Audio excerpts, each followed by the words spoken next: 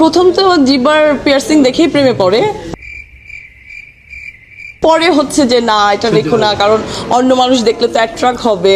আমার কথা হয়েছে কি আমের জিবের বুডুলি দেখে কেমনে পোলার আর কেমনে প্রেমে পড়ে, মানে সবারই কি জিবের বাহিরে বাহিরে দেখেন, দেখো আমার জিবের একটা বুডুলি আছে, হেয়ে দেখে সবাই আকৃষ্ট হয়।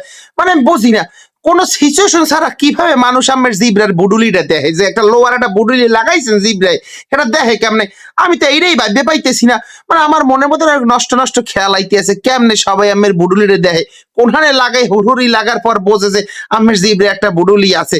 কিন্তু এর চেয়ে বড় কথা কি জানেন, আর একটা কথা কইছে হে, জিব্রা দেখলে ছেলেরা ক্রাশ খায়। মেবি আই থিঙ্ক এটা একটা ডিফারেন্ট না, এই যে আপনারা সবাই দেখতেছেন আমাকে, কেন দেখতেছেন? অনেক সময় তো মানুষ রাস্তায় বান্দর দেখেও খুশি হয়, হিয়াল কুত্তা দেখেও খুশি হয়, এর উপরে কি মানুষ কেরাজ খায়? আমি এটা কি করেন, আপনার জিব্রার বুডুলি দেখে মানুষ কেরাজ খাইবে, আকৃষ্ট হইবে, এগুলা কি বলেন? আপনার তো চেহারার নাই ডক, নাম রাখছে আব্দুল হক, চেহারা দেখে তো এমনি কেউ আকৃষ্ট হয় না। মনে হয় কি আপনার জিব্রার বুডুলি দেখে কেউ আকৃষ্ট হইবে?